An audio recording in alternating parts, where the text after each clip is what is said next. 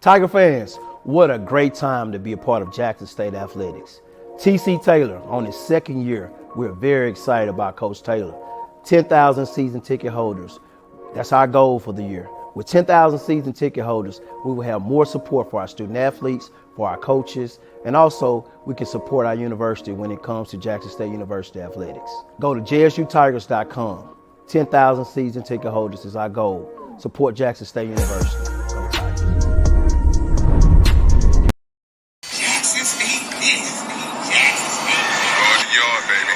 D.I. love. Go JSU football.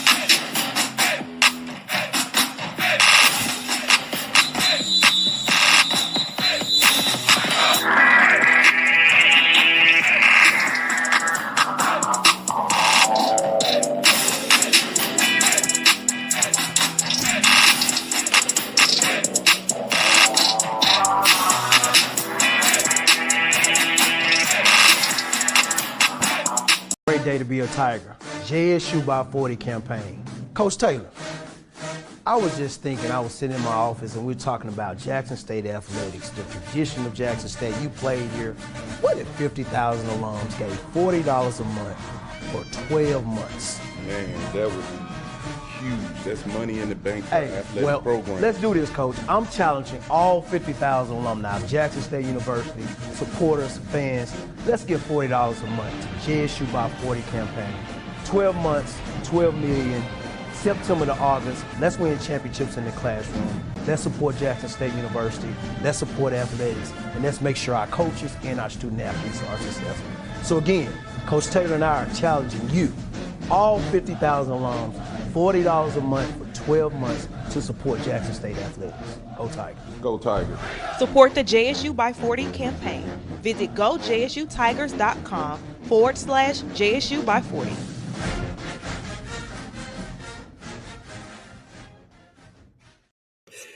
What's up, everybody? Happy Friday. TGIF. Elf. Come on in this thing, man. Y'all hit the like button, hit the share button, hit the subscribe button as we got a pretty good show for you guys tonight. A pretty good show for you guys tonight. Go ahead and share the stream as you come in, hit the like button. And if you're not a channel member, go ahead and join the channel, man. We love to have you as a channel member. We're going to keep this thing going as we get near. We're coming on the end of the month of June. We're in the heart of summer. Y'all know it's slow right now, you know. So school is out. But in a very short period of time, in a couple of weeks, we'll be, once we hit SWAC Media Day, it'll be on and popping from there. So wanted to finish the week up pretty good.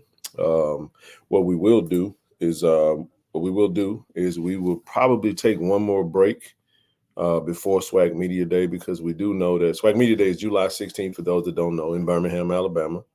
Once we do SWAC Media Day, it's gonna be rocking and rolling all the way through. We'll be about a month away from football season, so it'll be a lot to cover, a lot to talk about. Camp will start, fall camp will get rolling for us because we open up on that Thursday, so you know it'll be on and popping. So y'all stay tuned for the show announcements. We got to get a break in there because we do know that once football season do start, it won't be no more breaks all the way throughout the year. So other than that, though, man, it's been a good. Zoe's supposed to be on in the next few minutes. TD should come up. If not, it'll just be Zoe and I tonight. We'll see what happens. I'll start here, man. I got to touch on this. First of all, let me say this before we even get started, before anybody else come in here. We got a few preliminary. Well, it's TD right there. Before we even get started, what's up, bro? Hey, what's up, man? How's it going? You got it, man. Well, I was gonna start with the Bronny James, man, gets drafted by the Lakers yesterday. Thought it was absolutely monumental, man. Historic. Never seen anything like that since. Well, we haven't seen anything like that since. Shucks, what? Ken Griffey Jr., Ken Griffey Sr. For the Mariners. But to get drafted, I mean, never have we ever seen this in the NBA, and it's just not being celebrated like it should, because I think people have hated on LeBron for 2 decades, man, and they're spreading that hate over to his son, and it's like I've never in my life seen so many people use the word nepotism until yesterday. Black people, I must say. And much nepotism we witnessed from, other cultures, other races, in various different professional arenas. Man, I just don't have no problem with it. I have no issue with seeing a young black brother get an opportunity because of his daddy. I ain't got no problem with that. And I put out a post today on Facebook. I do not care if you don't like it. I don't care if you don't like LeBron. I don't care if you're mad, sad. I don't give a damn, bro. I don't care. It's all right for us to win sometimes, man. Just like that, we forget, bro, that it wasn't but a week or so ago, TD, we was just talking about how the new head coach ain't never coached a day in his life, and he just get the Lakers job. But somehow, all of a sudden, because the young brother with the last name James gets drafted and he has to play with his daddy, it's like we can't put aside our own biases. And I think I think our culture, meaning us as a people, I think we really have an internal sickness because of what has happened to us historically, bro, where we just cannot, we just vomit at the very look of us winning without. It is mind-boggling to me, bro, that we are that bad at receiving. Like, I love LeBron as a player. I don't know that dude though. You know what I'm saying? I run up on LeBron, bro. They gonna hem me up, dog. They put me in a full Nelson. Tell my dog, I defended you for 20 years, and you don't. This me, baby. This Ken. You gonna be like, man, I don't know no damn Ken. Get your big ass away from me. Like one of them soap opera stars. You see what I'm saying? So what I'm saying is this, man. A story that we have never ever seen before. I think it's divine, bro. A father and son get to play on the same team. And listen, man. That's right, brother Jamie. And I'm just sick of it because it's almost like a buzzword. So I'll pause and I got a lot that I do want to say about it, but I'll let you rock out if you got anything on it. I understand for Lakers fans may feel like it's a clown show or whatever the case may be, but you're not even going to talk about the fact that the owner is the daughter of the famous Dr. Bus, who basically the organization and the leadership hadn't really been all that stellar. I get it. If you don't like LeBron, you just don't like LeBron. It is what it is. But I will say this, though. Putting the fandom of LeBron aside, man, this is a cool story, bro. And I just don't feel like the media has really. I think they've muddied it up, and we have helped them because we haven't. You got folks like Bronny James just out there just on a rampage trying to show how bad this is, and this is terrible, and this sucks, and it's like, bro, shut the hell up, man. Just save it, bro. You know what I mean? And I'll pause right there. Again, good evening, and good evening, Tiger Nation. Well, Ken, to be honest with you, a lot of stuff in this world don't surprise me. That's why I always tell you, and I always say, I don't put much weight on anything or put anything past people. Hate come in different form, fashion, and for whatever reason. Whether you feel LeBron is a whiner, whether you feel that he complains a lot. I'm a diehard Laker fan. I've been rolling with the Lakers since the 80s. It makes me sick when people say that, by the way, but keep going. He's a What's whine. that? He flops and all. Yeah. Get the fuck. Yeah. Keep going, bro. Keep going. What's up, bro? I mean, What's what's up, up, bro? TD? What's up, family? You got it, bro. You know, it's also been said, you know, Ham came out and said, hey, LeBron is the reason the team is torn up. You got this whole debate on who's the greatest, LeBron or Jordan or Kobe. You know, you always going to have some people, and we dislike for the smallest things. You know, just because somebody comparing him to Jordan, somebody else upset. Personally, I think Jordan is the best. I think Jordan is the greatest. However, I like LeBron.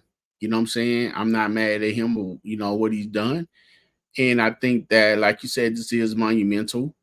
Whether he got a pass or not, I mean, I'm sure the young man have some form of a game.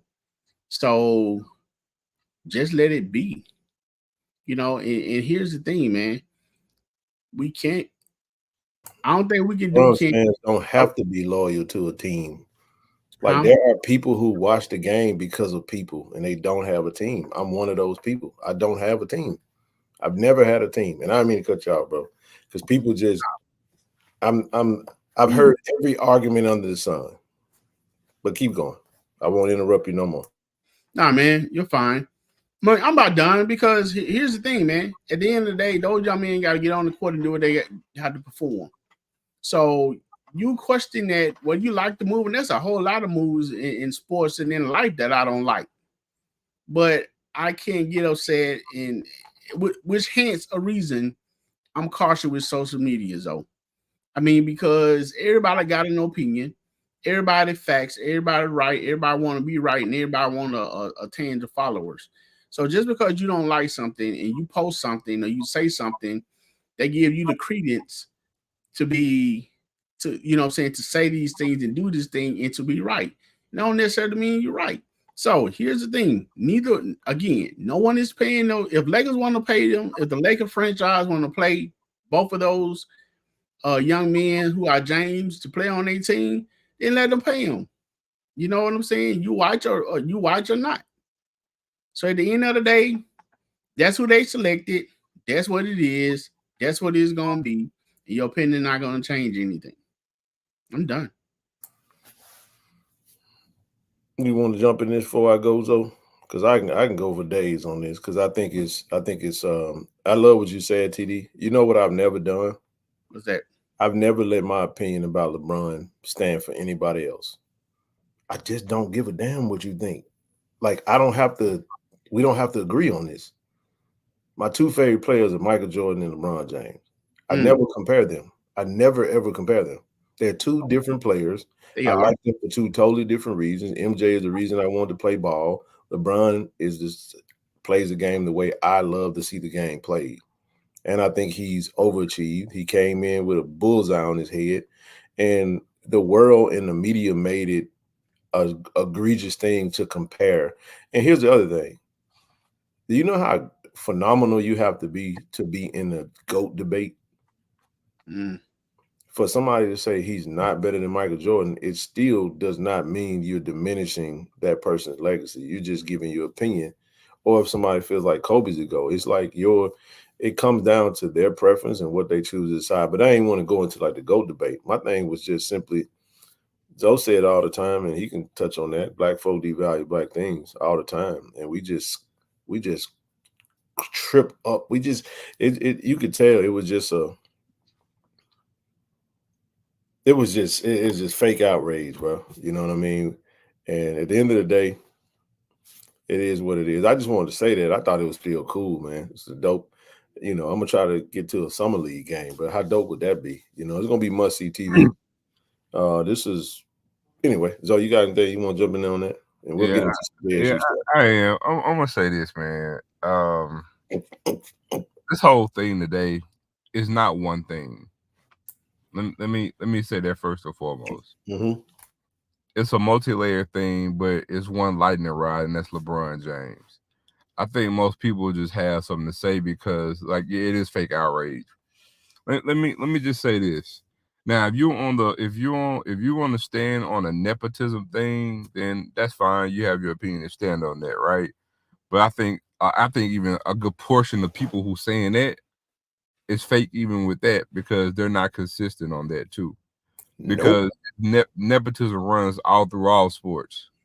NFL, NBA. I never used the word until today. Go ahead. It's everywhere. Now, if you want to ask me my opinion about the whole thing, I'm gonna say this. I'm a diehard Laker fan. All right. I'm a diehard Laker fan. My two favorite NBA players, Kobe Bryant and Magic Johnson. Both of them Lakers. All right. So I'm gonna say this. I don't have an issue with the let me give a disclaimer because I'm about to contradict myself, but you'll feel where I'm coming from. Okay. No, it's gonna make sense what I'm about to say, but I don't have a problem with the Lakers drafting Bronny James because his dad wants him. Because at the end of the day, that is a good story. It's like two things can be true. It was a good move for that look, because the Lakers can always say they were the first NBA team to have a father and son on the same team. At the end of the day, that's a dope thing, right? Right. Today, it's a dope thing. But as a Laker fan, I don't like the draft pick, because to me, I feel like we could have got, a better player. Who? Hmm? Who you was gonna draft at 55 that was gonna make a difference on the team? Well, I'm just saying I don't see Bronny James as a great pickup. I actually disagree with that. And this is what my knock is with that, because I think people like Brother James, he averaged 4 points a game. First of all, if you don't know what happened, just say you don't know what happened. Well, no. I'm not saying that. You can't. Well, I'm not going to go by that, because you can't go by what he averaged. He had a heart attack. We got players that came from overseas that averaged literally single digits getting drafted first overall, and nobody's talking about that. Just because they from Yugoslavia or Slovenia. I'm not going to even get into that. I'm not going to even get into that, because you got to remember he had a heart attack before the season started. Thank you.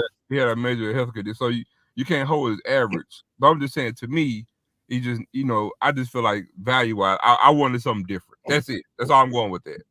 That's cool.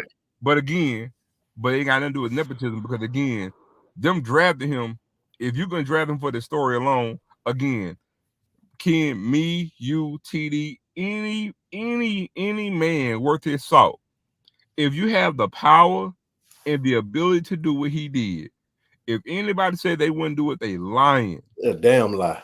They lying. So that's why I'm saying, on that alone, I'm not mad at that, and I can't fault that. And it's easy to say what you will or what you won't do when you don't have to do it. But if you have the ability to do something for your kid, and you're going to say that you ain't going to do it, you're lying. And again, that's something that he get to live with. You know what I'm saying? The fact that me and my son going to dress out. Because Ken Griffey matter of fact, they just did a pivot on Ken Griffey about a month or two ago. And he talked about it. It didn't resonate with him at the time, but it resonated later on. You know what I'm saying? And they were the only father and son to play on the same team. Now you've had father and son playing a league before. You got the Matthews family, you got the Mannings, you got different dads and sons who play in professional leagues, right? You've seen that before, but you never seen it on the same damn team. And that got to be a cool thing. You know what I'm saying? But I'm gonna say this point. Again, me being as a Laker fan, because I always talk about post LeBron. I feel like the Lakers are dropping the ball on post LeBron. That's what I'm on, because we about winning. But I can stay. But my thing is, that's why I said I'm contradicting myself, because my thing is I can stay on that, but still say that, and at the same damn time not be mad at the fact that what happened. Because again, and you ain't seen nothing, man. Wait till they dress out for their first game, dog. I'm telling you, it's gonna be a cool story, bro. It's gonna be a dope thing to see. And so, and honestly, I gotta be real. I hate the fucking Lakers, bro. I've always hated them. And I'm telling y'all, I had to root for him because I love LeBron and I'm a fan. So let me tell y'all something. For you Laker fans that I love and I got respect for, I would be happy if LeBron opted out and left, because I don't have to root for the Lakers anymore. I'm serious about that. And I don't mean that to be disrespectful in any type of way. It is what it is. I just ain't never seen a situation where a man has just been an athlete and has played a game and has overachieved, has done it the right way. And this guy, the media made our people hate one of the greatest figures that have ever played a game just because they said he flopped or whatever. You don't have to like his game, but I'm talking about the vitriol that's pointed at a man that you don't know, that ain't got nothing but basketball. Only thing you can point at with LeBron is his basketball game. The man married his high school sweetheart. He raised some beautiful black children. He's putting them in. They got great character. I mean, and he put his homies on. I mean, his partner is his agent. His other partners is his business partners, and all that good stuff. It's a wonderful story, but I think people have been robbed of the ability to celebrate a great figure in our community just because the media told you don't like him. Somebody just put in the comment section that they love. Yeah, so I'm a big Kobe fan, and the media made me hate LeBron. It felt like you had to pick a side. Now you can't help but root for LeBron. He's a black man that pushes the culture, and it's like that's how the media works. You got to understand too. LeBron had a strong political voice at one point in time too. So Still got one narrative. So, you know, that's not going to sit well with the media, especially when the side he was pushing for. But I mean, at the end of the day, he's an athlete, and I get it, and I'm gonna move on from it. I just think, from a basketball standpoint, I think Bronny James gonna prove all you haters wrong. I think the kid is a baller. I've been following him since he was a kid. The boy was a McDonald's All-American. He had 15 points in that game playing against some of these same players that got drafted. And I also think the USC team that he played for, just because he was in LA, they sucked. The coach was terrible. The rotations were atrocious. If you watched that game, you knew it was very hard to thrive within that space because he had another McDonald's All-American and a former teammate, Isaiah Collier, who went first round, who I think is not a really good player. I think that he was an overhyped player. He turned the ball over way too much. I thought Bronny James was just a better player, in my opinion. And I think he's going to be a good pro, in my honest opinion. I don't know what kind of I thought the Lakers won the draft anyway by getting Dalton Connect anyway from Tennessee, because for him to fall to the 17th pick, they won the draft just by getting him alone. So that was that. And the rest of that is pretty much lanyard at this point. You get Bronny in, it's a dope story. And like Zoe said, and I'm done with it. Everybody would have done it if they could. And I don't give a damn. Because you know why? Because everybody know the worst player on the Bucks team is Thanasis Antetokounmpo. I ain't think about that. He is terrible. And guess what, TD? Giannis didn't sign with a particular. I think he went in with Adidas. Do you know that Adidas lost out on signing Giannis because he was like, "Where's my brother's shoe? Like, where's my brother's contract?" And they was like, "Oh no, we want to deal with you." He was like, "Meeting over with." The Bucks are not cutting his brother, because if the Bucks cut his brother, they're gonna have some issues with Giannis. So I don't have a problem with Giannis saying my brother is gonna take up a roster spot or whatever the case may be. I don't care. I mean, Giannis is not a lightning rod, but watch this, Ken. How many coaches in the NBA and the NFL bring their kids on their coaching staff and they never played and never coached or have any experience? Bill Belichick's son, the damn defensive coordinator, ain't played a lick of football. And as far as the young man game, we also have to understand Belichick's son. Well, he left, but he was the defensive coordinator. Ain't never played, ain't never coached nowhere. Everything was under Bill Belichick. You know how many coaches do that? Andy Reid had one of his sons on staff. What's your boy Chucky's son? I mean, all these guys. I'm telling y'all, if y'all really did your research, it's everywhere. No, stop. It's not a research. They don't care. Right? They don't care. They don't care. That's fake. Yeah, that's right. And we have to also understand Kobe didn't come in as the Mamba. Kobe used to shoot air balls. Whoa. Get out, baby. One game, pimp. That one game. No. Hey, so he struggled early, but he struggled early. He saw an air ball. He only had one game that's on for air balls. Those are the game against Utah. We're not gonna do this. Hold on, we ain't gonna do this. Hey, I'm gonna make you. Hold on. I got one for all y'all, and I know that. Rest in peace to the Mamba. Rest in peace to Kobe Bryant. Right. But I still don't have him even in my top 5. So we can move on. We ain't no. do this. No. Oh man. No. Oh man. I don't. And y'all only said, matter of fact, this conversation was a whole lot easier when Kobe was alive. But when he died, he somehow just jumped up. You get more famous and more popular, and you get more elevated when you die. So that's why people, when these rappers die, TD, they grow 100,000 followers in the same day. No, I'm not. Listen, I know ball, bro. I'm not doing that. I'm that's my top 5. I don't have him in the top 5. And it's not a knock. I'm not disrespecting Kobe. I'm not saying he wasn't great, but I also feel like, you know what I mean? I was a big Shaq fan. I thought Shaq was one of the main reasons why he was the main reason. He and Kobe in that three-peat. So it is what it is. Hey, let me say this for those saying, including you, Blue. What I'm saying is Kobe didn't come in lighting up the lead. It took him. I don't care about rings neither. I'm not debating anybody on what I feel about Kobe. How you feel is how you feel. Right. What I'm saying I is, stand on that. I played basketball since I was knee high to a grasshopper. Respected his game, feared him, but it's my top 5. I don't have him in my top 5, and it ain't nothing you gonna say that's gonna change my mind. It ain't hate. It was that way before he died. It stayed that way after he died. It is what it is. So what I was saying was I wasn't hating on Kobe because I got Kobe on my wall right now. I'm a Laker fan. I've been rocking with the Lakers.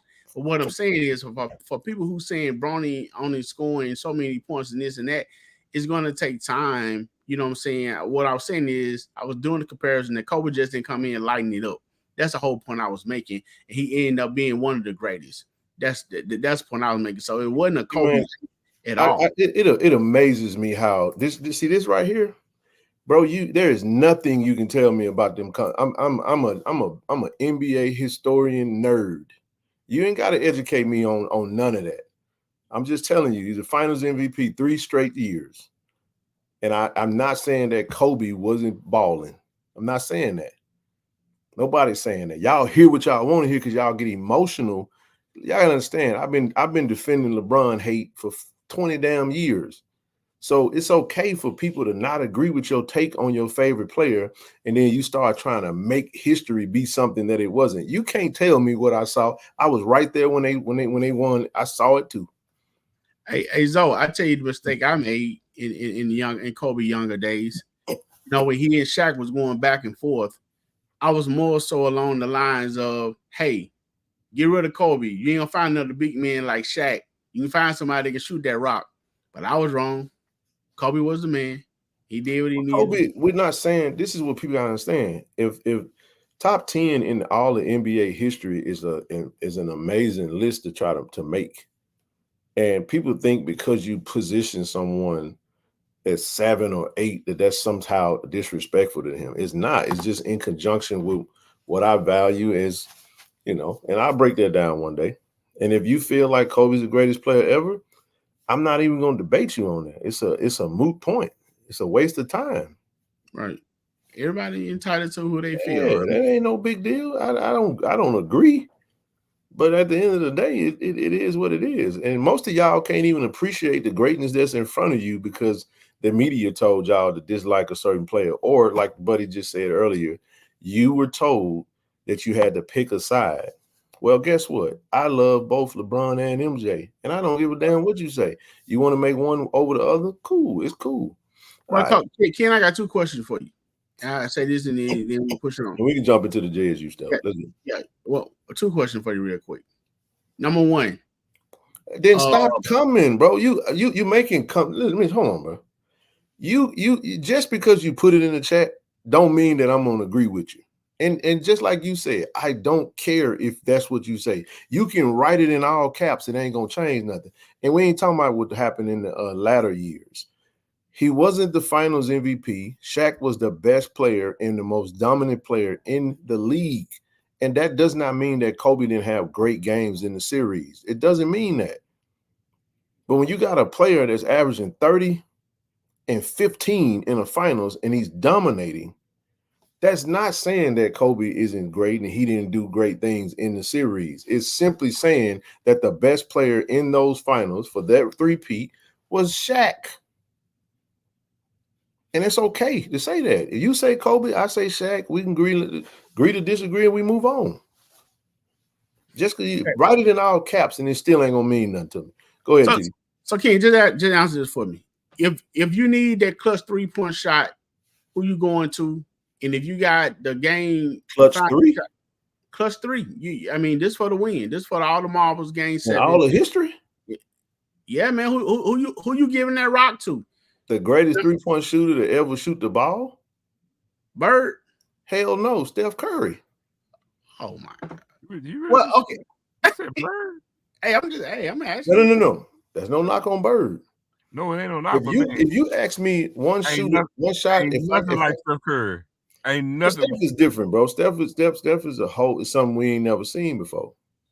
But if you asking me who I'm giving the ball to, even in that era, even in that 90s, well, I mean, era.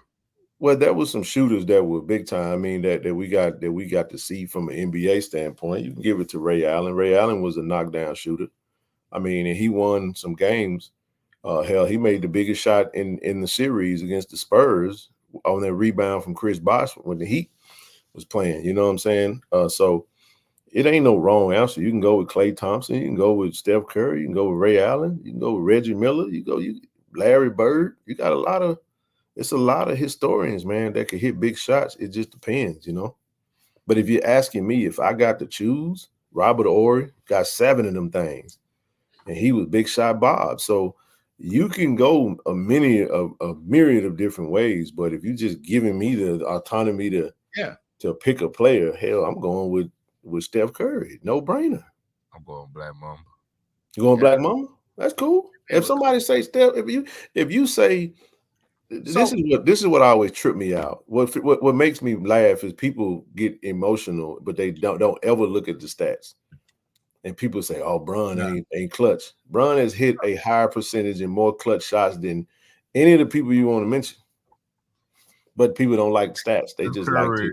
Steph Curry is the greatest shooter of the basketball ever created. He was born to shoot that thing. But no, it's all fun, man. I like to ruffle folks up. I just know that when I go, I'm like talking to a brick wall. I made my mind up, and it's really a wasted conversation. Let's keep the conversation about Bronny James, and I'll leave it at that. Because if you go back into the history of it, I don't give a damn, man, what you talking about. I stand on what I'm standing on. You know, Kobe also missed the most shots in the history of the NBA too. People don't like to talk about that though. He was an inefficient shooter at times. Bro, don't spam my chat because you don't like that I'm a LeBron fan and you don't. Don't do that, bro. We ain't finna do that. You see, you emotional. I'm about to come on, we ain't got to do all that. You don't know why I'm a LeBron fan. And just because you say that don't mean that is right. You don't like LeBron and you love Kobe and you pressed because I said that Kobe ain't top 5 and Shaq was a better player when he was on the team with him. My opinion. Right. Yeah, and you can't name a move. Hell, he fade away. He can do everything. Bron can do everything on the court. Well, to be fair, I mean, they got 40,000 points. What are we talking about? And he's still playing at the highest level in year 21. But man, stop playing with yourself. To be fair, in the year of our Lord 2024, it ain't really too much newness gonna be created in basketball. Exactly. He can dribble the ball. He can shoot the ball. He can lay the ball up. What's his go-to move? Scoring buckets. Oh, okay. And passing the rock, making the right play. Averaging 25, 5 and 5 or 25, 7 and 7 for like 15 straight years. Like, come on, bro. So I asked y'all basketball guys this question. What's the second question, TD? You only asked me about the first one. You asked me about I was gonna ask you, you know what I'm saying, clutch, coming out, you got the full court, you know what I'm saying, far as the most dominant, who you get that ball to, you got to come all the way down. You really got to trust coming off a screen, different things like that. Got to dribble up the court. You got to come full court now, and you got to set them up. MJ. There you go. That's what I was thinking. MJ. Yeah, that's what I was thinking. But this is the next question I was gonna ask. Along, and I'll leave it alone. Do y'all think in those years, the Bad Boys, the Celtics, Showtime, Lakers, the Bulls, and with Worthy and everybody being physical, do y'all think Steph would have done the things that he's doing? Absolutely. So greatness transcends eras. Okay. I think that. So here's the thing that struggles. So if you look at the draft yesterday, you see a rise, a uptick of foreigners, TD, because I think AAU has killed the American basketball player. So what you have to do is you got to get the older guys that may have gone to college that have developed and beyond that, right? One of the things that's missing in today's game is the mid-range jump shot that used to be a staple in that era. You know what I'm saying? You don't have you remember Rip Hamilton used to be able to hit it was a staple. Now everybody run to the 3-point line, and jokers can't. You see jokers, they can dunk and they shoot threes. That's the game now. So you go get these European players who can play the game more of a finesse style. And the reality of the matter is, man, the skills are not what they used to be. I think the game was a lot more fundamentally sound, was way more physical. So Steph Curry has struggled with physicality, but here's what would have happened, TD. What would have happened is that the greatest players would have adapted their game with the era. So if it was physicality, I think Steph Curry still can shoot. I think he would have hit the weight room a little bit more. You see what I'm saying? So he would have probably bulked up more because he knew he was going to have to take a punishment. LeBron, if he's playing in that era, he's dominating. It doesn't matter. If Jordan's playing today, he's dominating. If Magic or Larry's playing today, they're dominating. If Shaq's playing today, he's unstoppable. There are no centers, and it used to be a big man game. It ain't no. That's right. Jordan came in small, but he used to get his ass kicked so bad by the bad boy Pistons that he had to go get in that weight room and finally got over the hill in 90. You know what I'm saying? Called an old Magic coming off the age situation. Hey man, what year did Jordan come to the league? 84. What year he won the first playoff series? Was it 89? 89? Yeah, it was 89. Yeah. Yeah, 89. I mean, he was, but you know what's crazy though? The man was killing it. He was a hell of an individual player. And he finally, you know, when Scottie Pippen got drafted, you know, and they kept building that roster. I know a lot of people didn't like the GM, but that dude put together a team. And finally, when they got over the Pistons, man, it was on and popping after that. 91, 92, 93. 91, 92, 90, 91, 92. Or was it 91, 92, 93? It was 91. And hold on. 91, 92, 93. The only reason why they won 91 because Lakers had too many injuries. They was injured. They were injured. And Magic was on the back end of his greatest years. Byron Scott was hurt. Sam Perkins was hurt. But when they got past the Pistons, though, man, it was on. They never looked back. That was a great team, man. Remember, the Lakers were cold that year. If we don't have them injuries. Hey, man. Hey, they got a chance to play Clyde Drexler. They win that championship. Then they play against Chuck, and then they play against the Supersonic? Who was in the 93? Who they play in 93? I don't remember. I had to go back and look at it, but it was hold on. It was Portland. No. It was Lakers. Then it was Portland. Then it was Suns. I thought it was. Did they beat the Lakers in the finals? No, they beat the Lakers for the first championship. So it was Lakers, Portland Trail Blazers, Phoenix Suns. And then after he came back from retirement, it was the Supersonics and it was the Jazz. I want to say twice. Yep. Yeah, that's how it went. So yeah, man. But no, anyway, that's enough NBA talk. Like I said, hey, however you see it is how you see it. I support it. If you think Kobe's the greatest player to ever lace him up, I'm with you. Hey, more power to you. I disagree, but more power to you, man. But no, I think it was a cool story. I just think the hate for LeBron has been, let the hate go, man. You don't know them people. You don't know people like that to be holding that in, and you can't even celebrate a great moment in history because you don't like a daddy. Anyway, but I thought that was pretty cool, man. I wanted to start there. Let's move on, man. Let's jump into it, man. Friends of KC-1400. Listen, we had a great we had a chance to go to Vicksburg today. And I had a chance to meet with the chapter. Got a chance to meet with Brother Den again. January 2025, man. We're gonna roll out we're gonna do a fundraiser, massive fundraiser. It's going to be pretty big, TD and Zoe. I mentioned it to Zoe earlier, mentioned it to KT Dub. It's going to be huge, man. So in conjunction with Kevin Dent, we got a project that we're working on where we're actually going to try to connect with all of those JSU Tigers that played in that era under W.C. Gore and won all them championships, man. A lot of big time players that have played with Kevin. And we're gonna do it right after early signing day, because I think at the beginning of the year it'll be great. We'll do it right in Vicksburg too, So be on the lookout for that, because what we want to do is kick the year off. And I'm saying it in advance. We got about 6 months to plan it, and we're gonna do it there for a very specific reason, because we're gonna do it in conjunction with him. So please be on the lookout for that, and trust me when I tell you guys, man, it's gonna be a game changer. It really is. And I think it'll be imagine 20 of the OGs, man, of some of the greatest players to ever play. And if you want to see those players get back active with Jackson State, man, this is the way to do it. This is how we're going to do it. And this is and Kevin's going to be that glue and that catalyst to help get this thing started, TD. And we look to partner with the Vicksburg Alumni Chapter. They got over 200 members.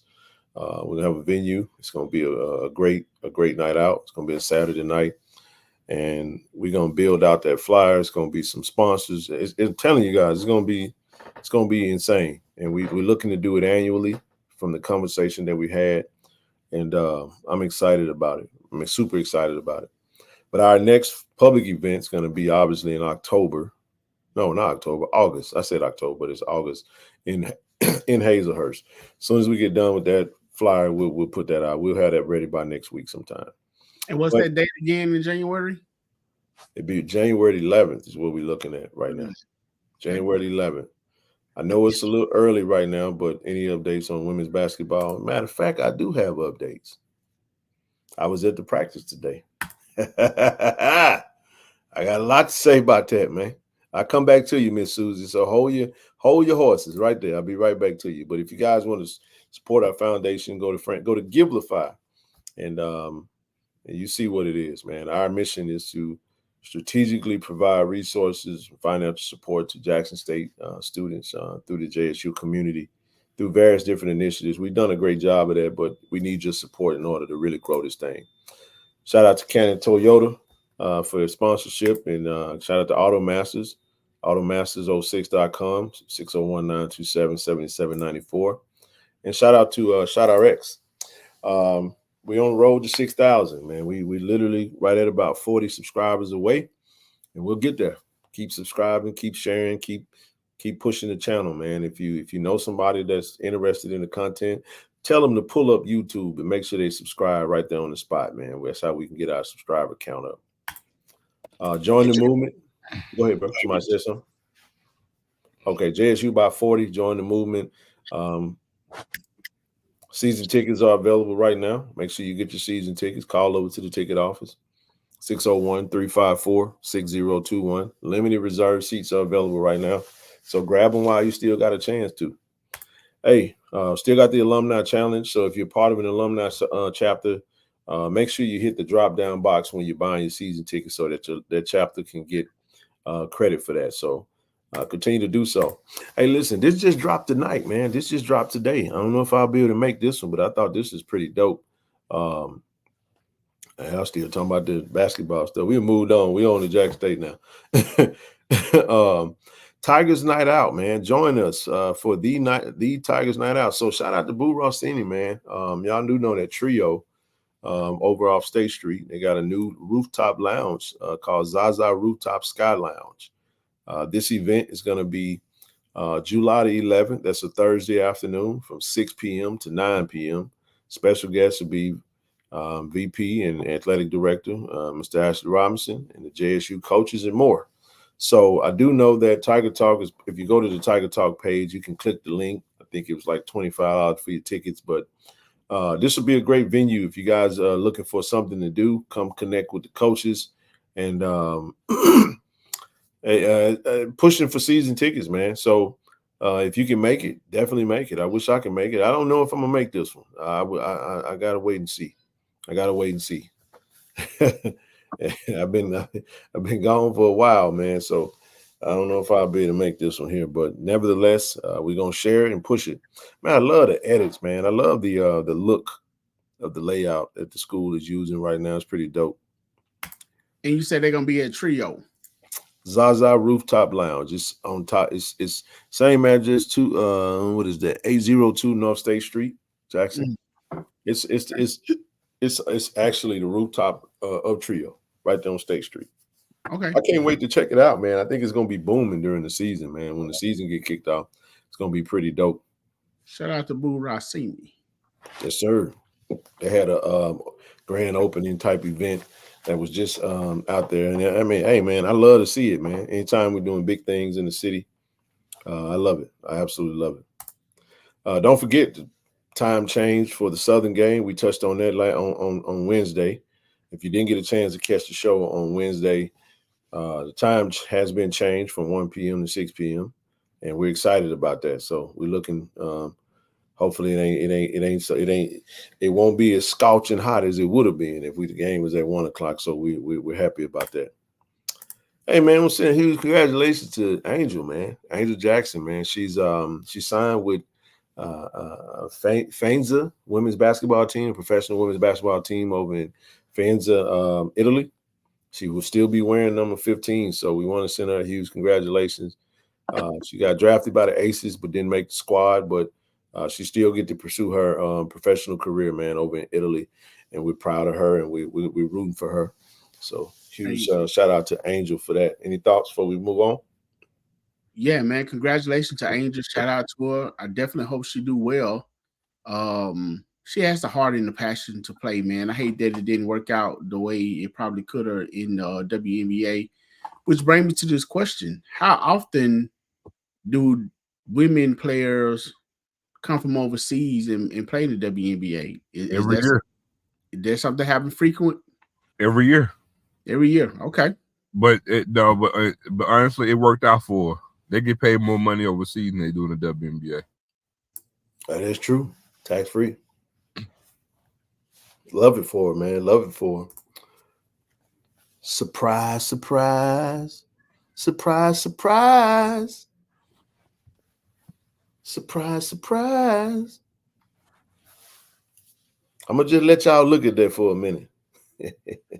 Actually, I wanted the rich gets richer. I actually wanted to touch on this too, because we're gonna definitely touch on it. When we talk about and this Demarier Lacey, and man, great measurables at DT. But I want to say this, because a lot of time when we look at rankings, people tend to look at somebody junior college and they go back to see what they were as a high school recruit as opposed to now. And if you guys know anything with recruiting, typically you get re-recruited and restart over at a JUCO. Correct. So whatever you have at JUCO, you get a whole new rating system. And so what you were in high school does not equate to what you are right now in JUCO. And this kid is a bona fide 3-star in JUCO right now. Yep. Highly, highly, highly rated player, man, out of JUCO. And as you guys can see, committed to go somewhere, got out. Was committed to Temple. Yep. Committed to Temple, got out, and now he's coming to JSU. TD, you watched his film? He has great measurables, man. Oh, this is my first hearing of it. No, so no. Look at here, boy. He abusing them old linemen in JUCO.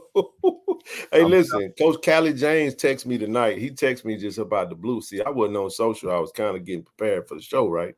And I look at my phone and I said, what did he say? He said, build a wall.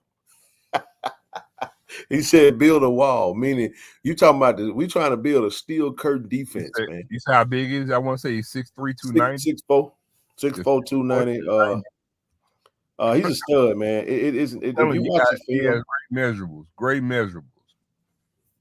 Yeah, 6'4", 290, man. I mean, great. I mean, he was abusing some of those quarterbacks, man. So he got out of his national letter of intent from Temple. got locked in. Didn't really see this coming. Northwest, man, had a really good team. Oh, the team. They were loaded, bro. They got one of their best defenders committed to Liberty. They got a DB, a linebacker committed to ULM. So he's gonna be going up against his teammate. And let me break down these stats too, so y'all understand. He played directly above the ball.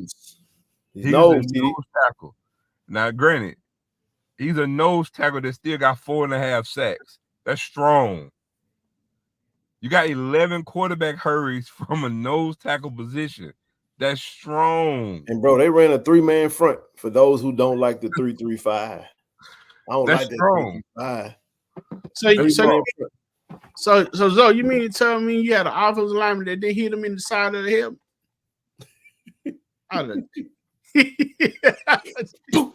Sorry, man, what you doing? No, look, man, didn't see this one coming at all, TD. This was a great pickup. I mean, like you said, the rich get richer. I just finished saying on Wednesday that I thought we had the best D-line in the country, and that was before I knew about this. I didn't learn about this until today. And I tell you, man, this is an outstanding pickup. So he's coming. He'll be here in July. Yep. Oh, July is Monday. Oh, well, what? You're on mute, Zoe.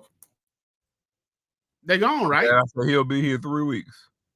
Right, that's what I'm saying. They're gone for the holidays right now, right? Oh, and let me tell you. Yeah. I I was just saying July is Monday, like meaning like it's July. He on the way. That's all I was just trying to say. Go ahead. Let me say this too. We're not done. No, we definitely not done. I expect a few more additions to the defense, and even potentially the offense. It's no telling, man. It's look. The coaches are the expectation is to win. We're trying to win the Celebration Bowl, just like every other team is. And the way you do that is you build the best possible roster that you can. It's literally that simple. And this is kind of that trickle down, TD, that Coach Marshall talked about. You know what I mean? That you're still gonna get a little drip. You know. Now I'm with you on that one, brother. I'm looking for that too. I said that on Wednesday. Definitely want to see another cornerback come in. We still got to replace Jalen. If not, I'll leave that alone. But so Zoe, with the defensive line that Coach Cali is building, and all the depth that goes with that line, would this be kind of like equivalent to, as far as the FBS? Would this be equivalent to playing FBS school, and you play well with them until like maybe you could be in the game until like maybe the second half when your team has worn down, now they got fresh legs coming in, and now you can't do nothing with them. You know what I'm saying? Because you got the same old players in there, and they bringing in new players. So with the debt that Jackson State defensive line has accumulated, or recruited, then therefore, when other teams are getting tired, you bringing in fresh linemen. Yeah, I mean, yeah, that's one look at it. But I honestly, Titty, with the way this line is looking, I don't have to go on record that says an FBS opponent. I can just go back to this is Jackson State 2022. It's Jackson State 2021. As dumb as our D line was, this is what this is. We're matching the same thing. But yes, we have the same caliber of talent from a star rating system to be a group of 5 FBS team. Not only is Coach trying to stop the run, he's made it evidently clear that their objective is to take the run away from every team they play. You're not gonna run on us. We're trying to take away.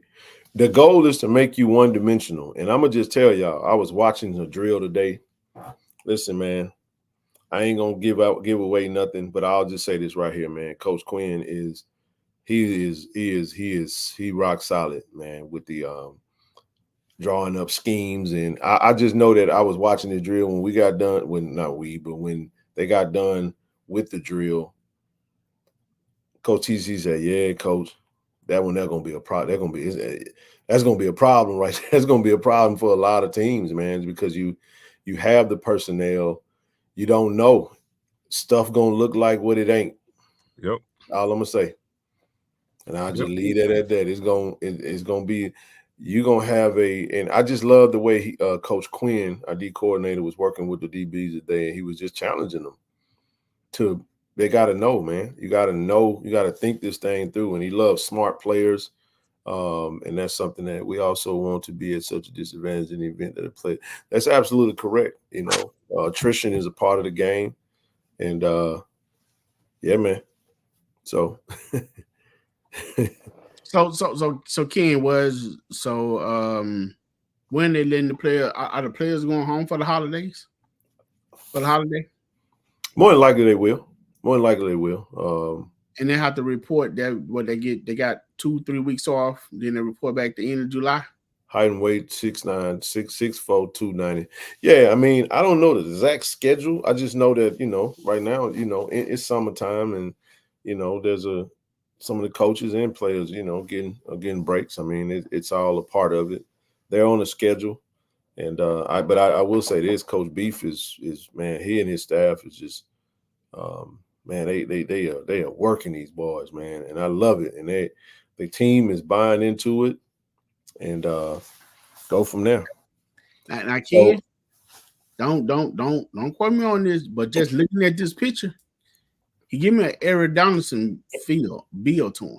Aaron Donald? Yeah. 6'4", 290. I don't know the height of Aaron Donald, but you're gonna need this, man. You're gonna need this. You're gonna need that depth on that line. And that line is man, that line is special, man. Line is special. And I just think that, man, it's just June right now. And I'm looking at the work they're putting in from a conditioning standpoint, as is everybody, I'm sure. Right. And I'm just impressed. I love what I'm seeing. And I just, you know, when them pads get put on, we're gonna really find out what we're really working with. And I just I think we're gonna be pretty darn good. I think we're gonna have a really, really, really good defense, bro. I really do. I really do. So, yeah, man, we want to welcome Demonier Lacey. Hey, look here, man. I think the offensive line gonna hold up. They don't. Offensive line is gonna get their fair share of wins. I mean, they might get whooped at the beginning, but that's all right. They'll end up dominating, man. Donald was special. Donald is a dog, bro. I don't ever compare anybody to Aaron Donald.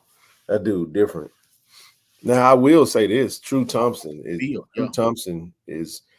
It seems like True Thompson idolizes Aaron Donald because of the way he has transformed his body. I'll just leave that at that. True is in the best shape I've ever seen him in, and it's pretty dope to see that. The offense is. I got a chance to watch, you know, to kind of just look at some drills that they.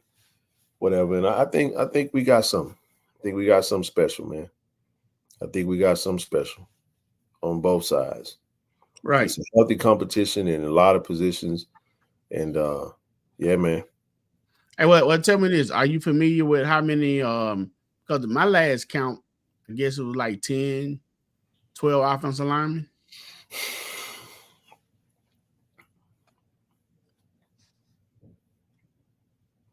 Good 15. Okay. Yeah, good 15.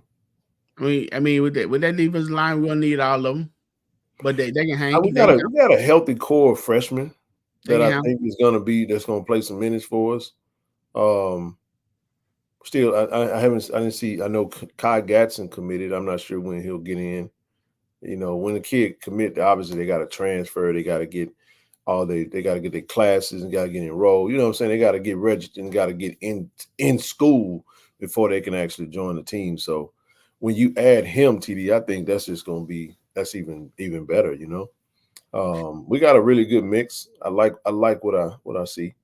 Well, they're gonna have their work cut out during fall camp, bro. They had their work cut out. I can just tell you that right now. Do you know where and maybe Blue can help us out with the offensive lineman from North Carolina A&T that you really was enjoying down in New Orleans? Did he get a look? He got a camp invite from somewhere. I don't know where he's at now. And that boy was Hey Brian, I absolutely expect the O line to be ferocious too, because they're gonna get. It's gonna be iron sharpening iron, man. They're gonna be going up against, like I said, in my opinion, the best D line in the conference every practice. So if that don't get you better, you just ain't got it in you. So, but I think they got it in them, and we got a really good O-line coach that know how to coach it, know how to develop players. So I like that. What happened to the kid from South Carolina? Which one? South Carolina? Yeah, Tariq playing in the CFL right now, TD. Okay. All right. Said Bam Williams going to play. I like Bam, man. Oh, that's the offensive line. Yeah, I think of the freshmen, I'm big on Devin Love. You know, and that doesn't mean that, I'm not big on the other one. Antonio Ross. I like Mason Barton, Bam. Man, Bam, big kid, man, but standing next to some of them other old linemen, man, they make Bam look little. That's crazy, bro, when you look at it. Oh, really? Oh, man. We got a big old line, bro. And Blue, believe it or not, man, Cam James has really stepped his game up, man, big time. He's playing. He's in great shape, man. He had an outstanding spring, and he's gonna challenge Quay. So you don't know. I don't know if we may have Quay on one side and Cam James on the other, or Bruno Zandamela, Kurt Ford. We don't know. We'll just see we'll see what the coaches decide to do, man. We'll see what happens. And I'm happy for that young man in the fact that he took on the challenge as far as Cam James, because the way his season started off, he was written off fairly quickly by the fans, and I'm not going to say unrightfully so.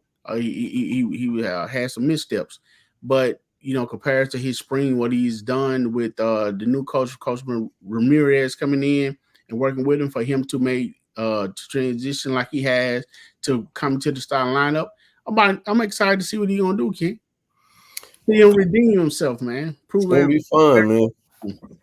It's gonna be fun, brother. I'm impressed every time I go out there with something differently, man. I got a lot to say about a lot of the players. I'll mention it as it comes up. I won't try to remember all that, but I usually store what I see. And I'm not being a homer, man. There are some players that obviously, got to get in shape and, got to get healthy. You know what I'm saying? It's a lot. It's a lot, man. We got a long way to go before we play our first game. But I do feel like with what I'm seeing in 2 months, man, we're going to be ready to play ULM. We're going to be ready to win, bro. And I think we got a team that can actually go make it happen this time. So, I don't expect that game to be easy, though. I don't know why people think that game going to be easy. I think it's going to be tough, too. And what people have to understand, man, first of all, I hope the campaign is pushed more as that time comes, you know what I'm saying, for that game to happen. I hope that it's pushed more for more people to come now. It's only an hour and a half, maybe drive or something like that. And that's just boom gonna be there, man. So pull up. So it's a pretty smooth drive, and nothing else, man. Just come out and support. This is a very good chance. It will be a very good chance for us to be a FBS school, man. It'll be awesome if all fans. It's a Thursday night, but like I said, what is an hour and a half drive, Ken? Yep. You know what I'm saying? You can get home. But for those of you who thinking that, well, ULM came in and got a bunch of JUCO players and for Mississippi and so on and so forth. But y'all to understand, at one point in time, I'm not sure if it's still accurate, Ken. At one point in time, JUCO had the best player because most of the best player didn't, wasn't academically ready to go to the next level. So they had to go to junior college first and play, get their grades up, prove themselves. And then, not prove themselves, but they was already proven, come back up. I played with one of the greatest offensive line that ever walked on the field, you ask me, and that's Walter Jones.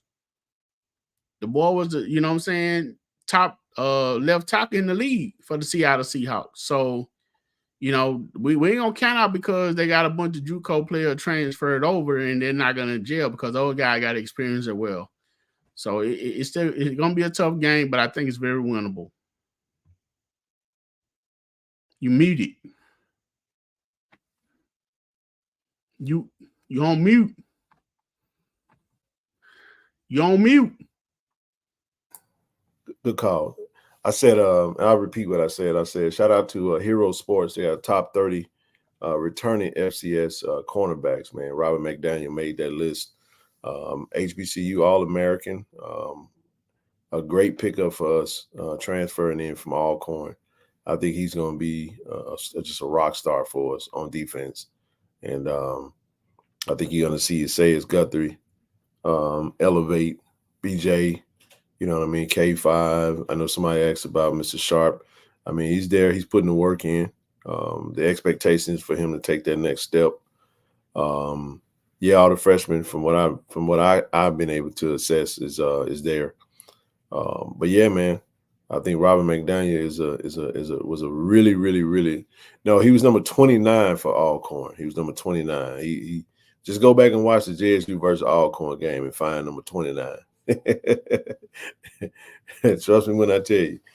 I love the tackle he made from one side of the field. He was on the opposite side. Jacoby and scrambled out to the left, and he hawked him down and stopped him for an extremely short game. Glad to have him on our side, man. Putting that work in. I really like, from a cornerback standpoint, I really like Michael Cherry. Transfer from Toledo. Really fast, tall, big corner. We all know K5 is that. I don't know if he's gonna still be K5. He might be K1. I don't know. I think he may change his number, but we'll see. See how that goes. But yeah, man. This is a big pickup for us, and I think he's gonna really, it's gonna pay dividends throughout the season, bar no injuries. Next up, volleyball camp. Don't forget, man. Listen, it's we are literally 2 months away from this event, man. We got The Experience. Go to Eventbrite. Go to committedtheexperience.eventbrite.com and grab your tickets. Say, will Cherry start? Obviously, the K5 McDaniel slot. I mean, that's the. If I had to be a betting man, that's how I would do it.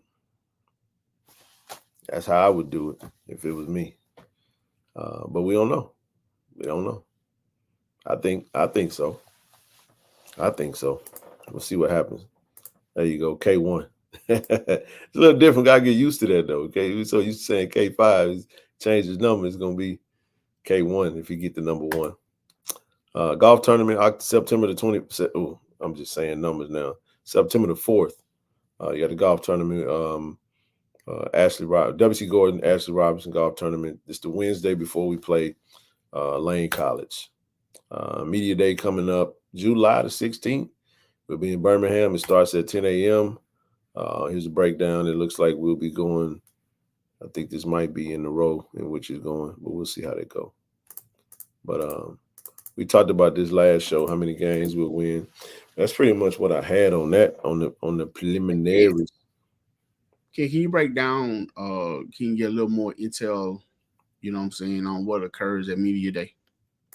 So Media Day is an opportunity for all of the media partners to speak with the coaches and talk about also at Media Day, the all SWAC list comes out, preseason player of the year, preseason defensive player of the year. But it's a meeting. We meet at the hotel. And it's appreciate that, Albie. Yeah, that's right. K1. So it's a big meeting, man, for the media partners to meet with the coaches and 2 of the representatives of the team. They're gonna go through the schedule, more than likely. Each team has a time slot on ESPN where they'll be live, and they'll be with Tiffany Green, Jay Walker. And basically that's it. And then after that, they kind of go to all the different media spots to get to meet with whomever, to answer questions, talk about whatever it, makes their hearts, whatever, make them that they're interested in learning about that team. So if you're in media, this is a phenomenal opportunity to not only that, the commissioner's there, you have other figures within the SWAC office are there. You get a lot from that event, man. It's pretty dope. Got a chance to go last year. I thought it was pretty awesome.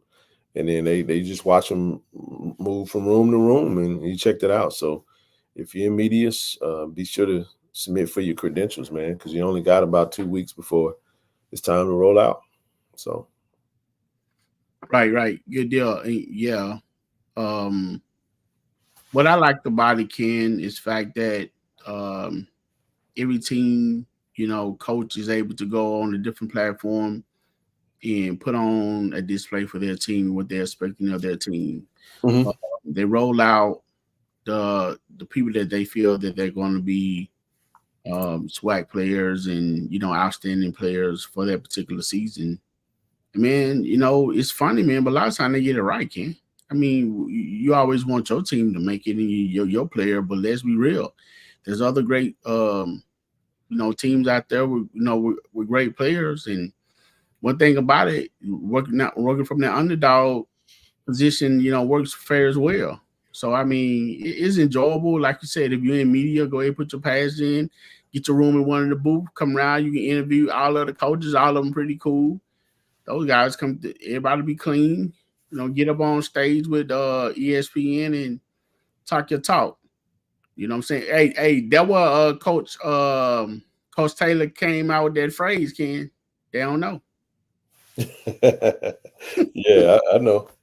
He might say it again this year. Ain't no telling, man. It's gonna be intriguing, man, as always. What was I finna say? I just had, there we go. Yeah, they did announce some technology. They talked about tablets. So you're able to use it just like the NFL, they're able to use that technology, tablets, where they can look at, replays within the game. And it's been a great opportunity. We got to definitely make sure that we're up to speed on all the technology that is happening, that is available to us. We want to make sure we don't miss an opportunity there. So yeah, man. Ken, I know you're pretty rough on the referees. And definitely, man, the referees are rough on us. What you got, man? I'm sorry, man. We just SWAC got the worst referees in all sports. Oh man. I mean, I'm sure they go through classes and clinics and all that stuff, Ken. Man, it's like they hire all the referees that missed out on camp the previous day.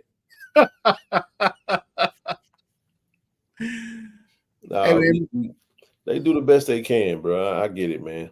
But our refs ain't very good. You know what I'm saying? You hopefully it gets better, man. But it is. Well, maybe they hear this time, Ken, and get the best guys in here, and they can call it a complete game.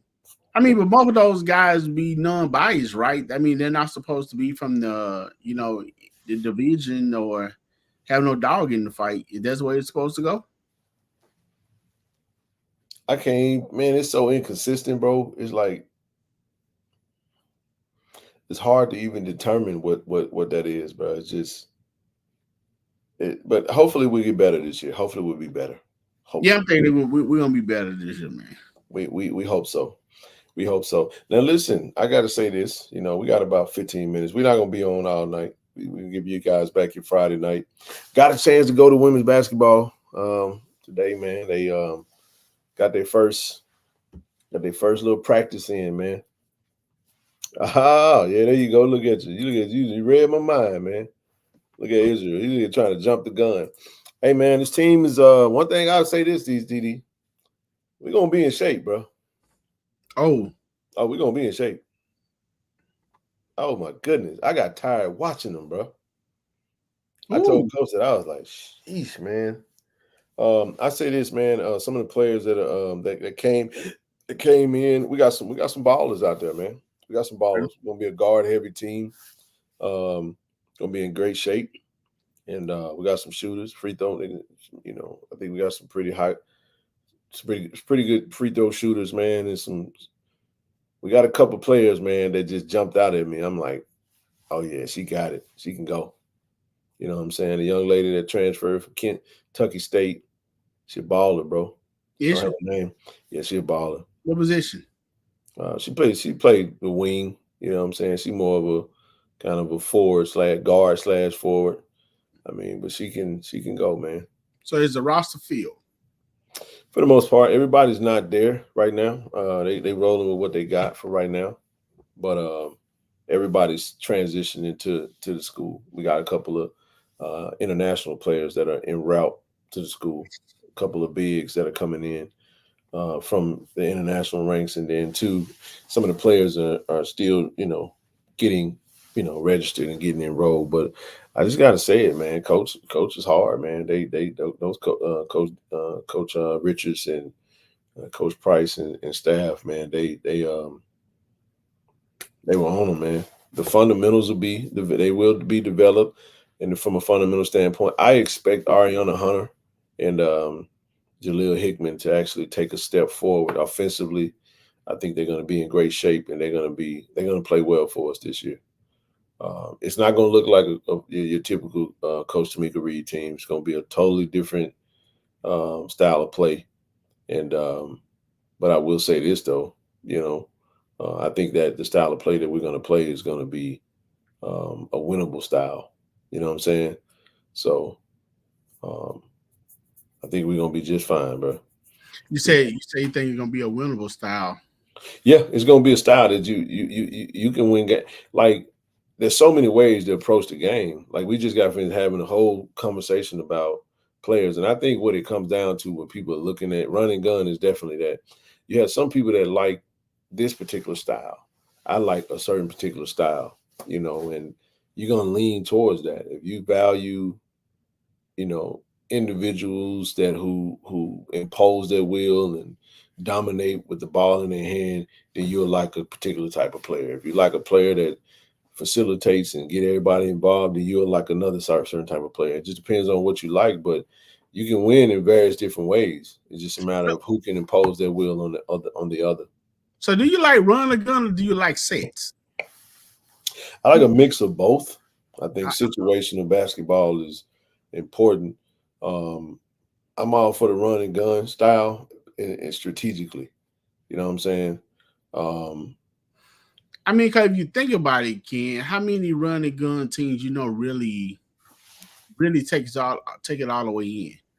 You know what I'm saying? Take it all the way to the house, or really go win the championship or a last. But you know what, though, TD? What's that? The Warriors proved a lot of people wrong, because before the Warriors won, there was a lot of people saying you don't win with jump shooting teams. That was talked about. You say that all the time. Oh man, you gotta take it inside and play inside out. No, man, you win if you can get buckets and get stops. It's all about buckets and stops, man. I want to score more points than you, and yeah. Rusty made a great point. Lack of turnovers. Turnovers make me sick, man. It drive me insane, bro. You know what I mean? And it's take care of the basketball.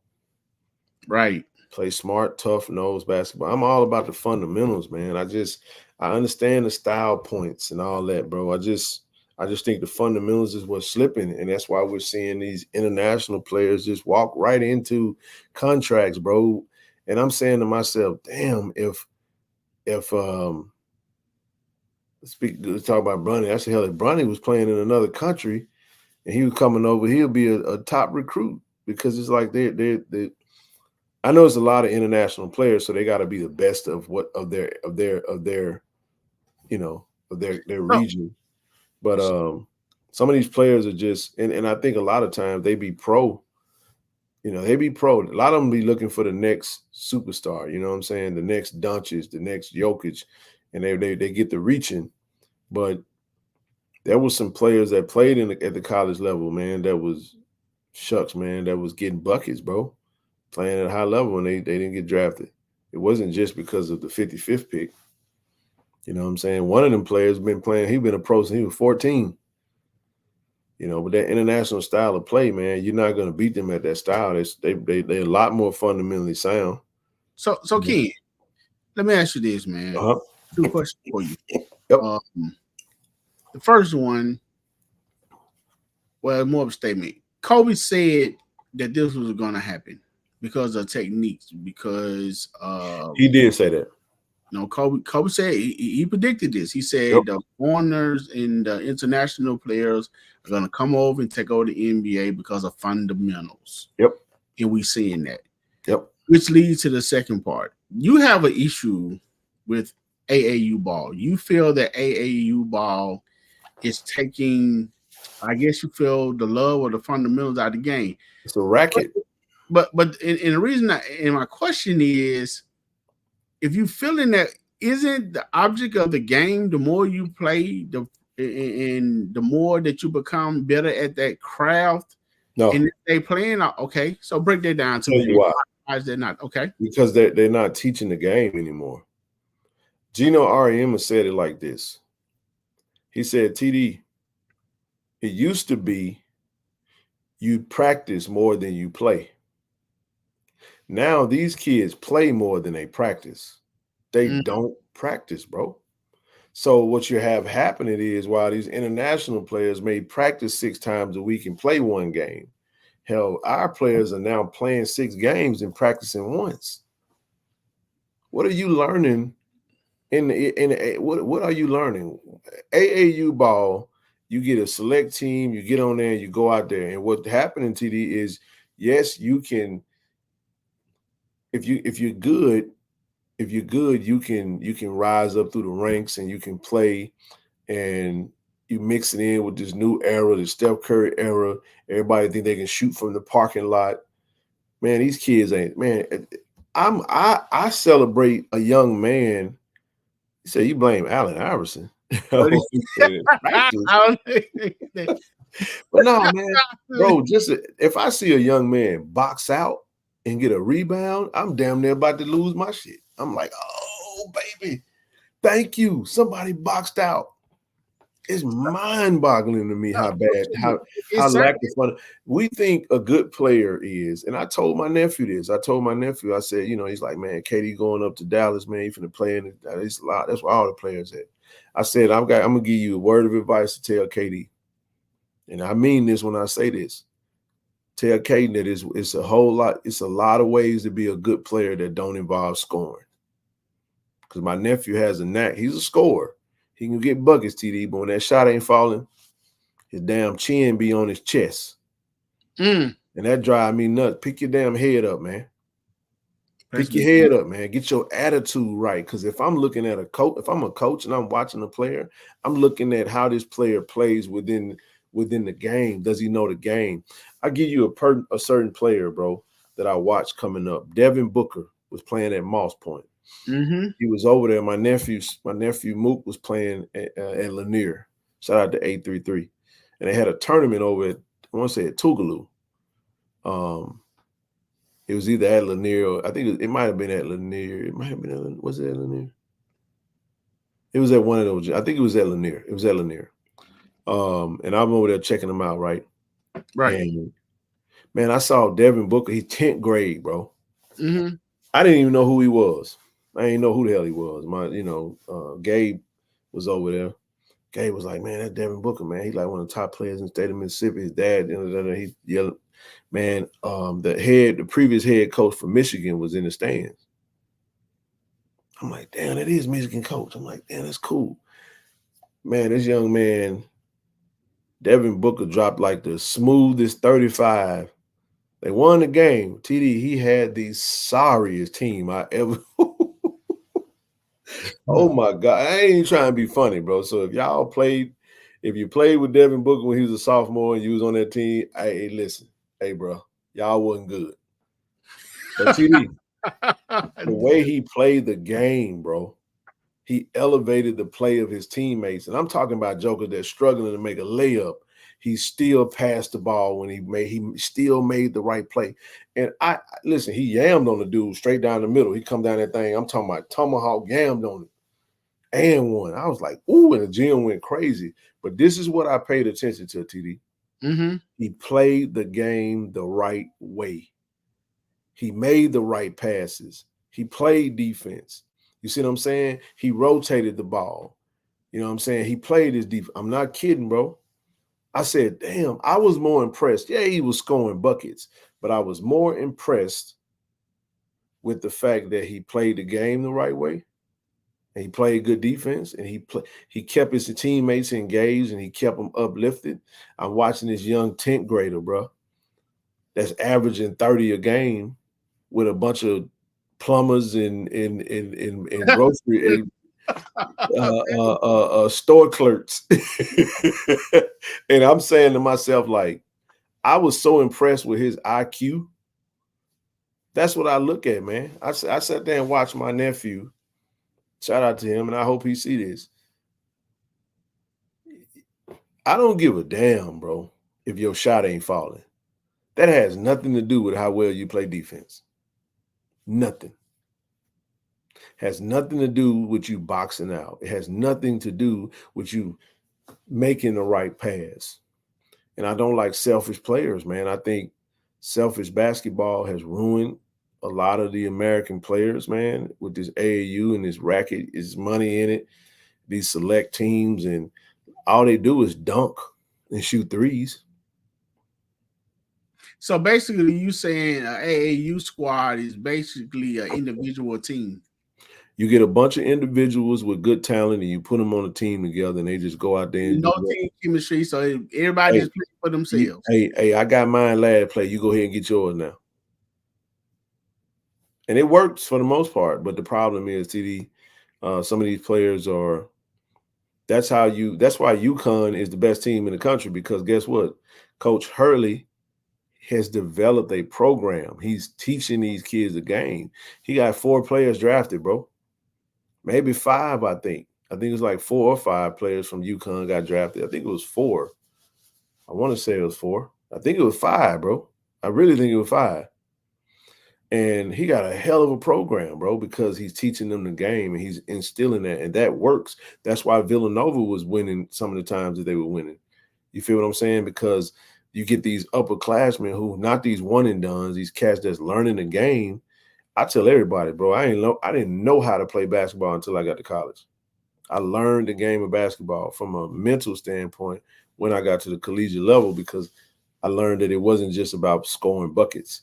There's so much more that come with it. Preparation, how you take care of your body, the mental aspect, knowing where to be, knowing how to make things flow, anticipating what the next man's going to do, skeleton drill, being in the right position on defense, you know what I'm saying, having the right mentality. Hell, I had a shitty attitude, man, and sometimes, bro, that energy, you'll suck the energy out of your teammates.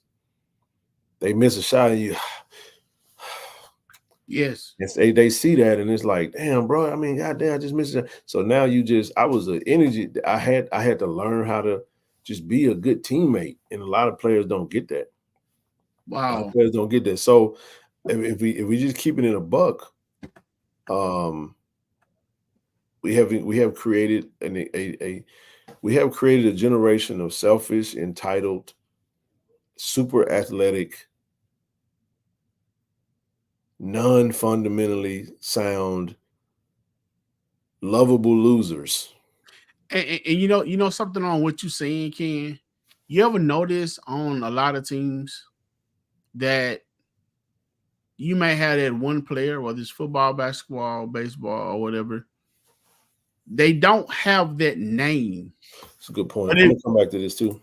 Go ahead. But if you take that player, if that player miss a game, it's noticeable that he's missing. You know what I'm saying?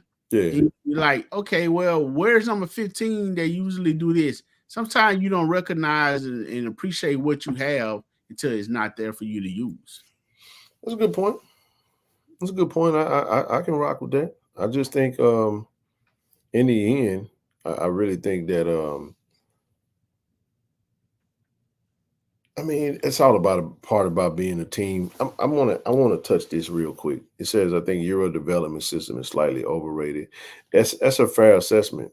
Luka is not a good defender, but he does so many other things that masks for him. Like his ability to score and pass the ball is so high level that he gonna give up. You'll take that because you're gonna give up some on defense. So what you got to do with Luka is you got to put the right player on the court with him.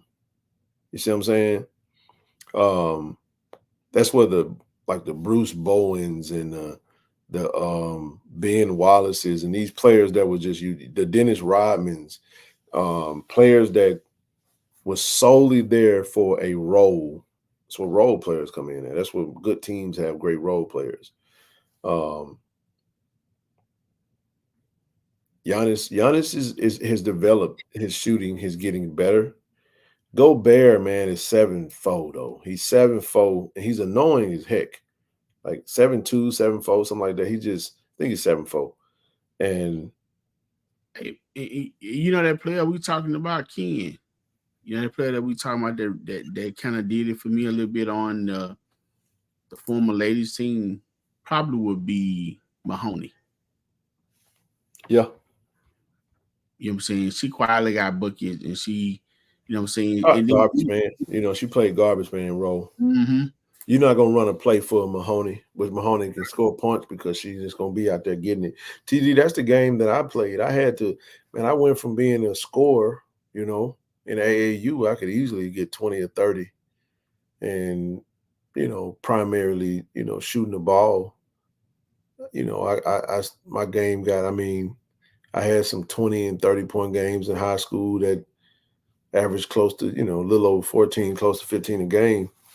And when I got to college, bro, man, he just wanted me to be a role player. Like I started because I knew what everybody. The thing that hurt me in basketball, I didn't listen to my dad. My dad told me I should have been a point guard.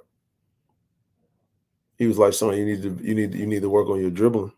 He's like, "I know you want to shoot the ball. I get it." But he's like, you're not gonna get to the league being a 6'3" small forward. It's not gonna happen.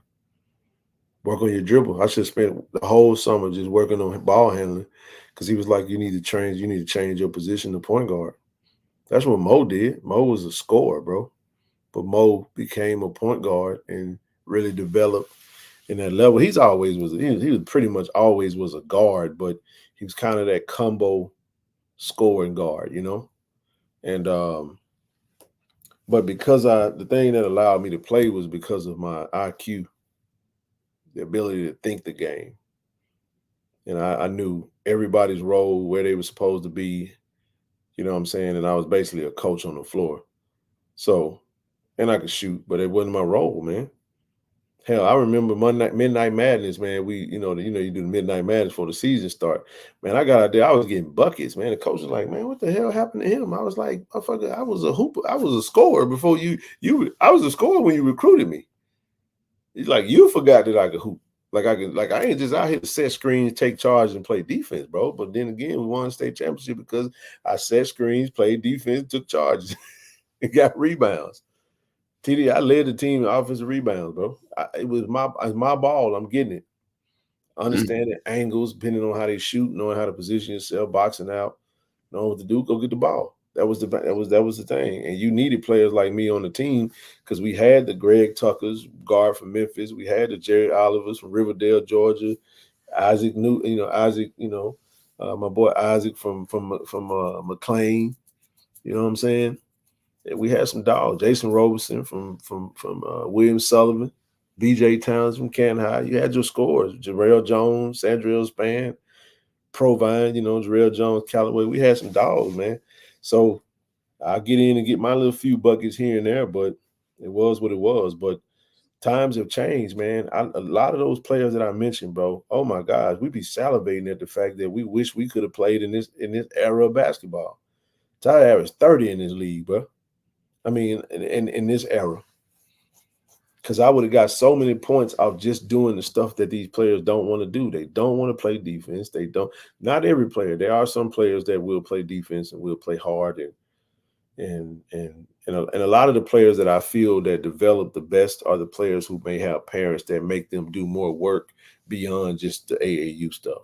You got to put the work in. So let me ask you this in lieu of what you're saying in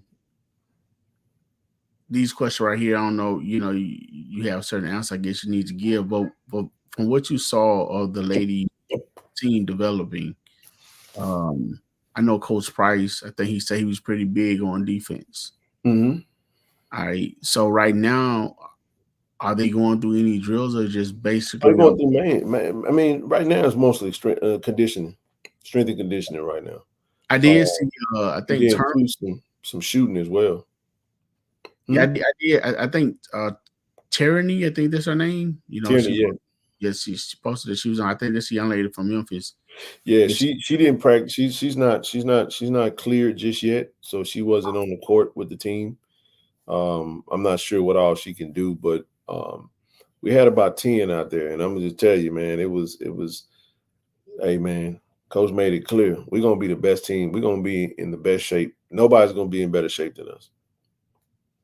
Period.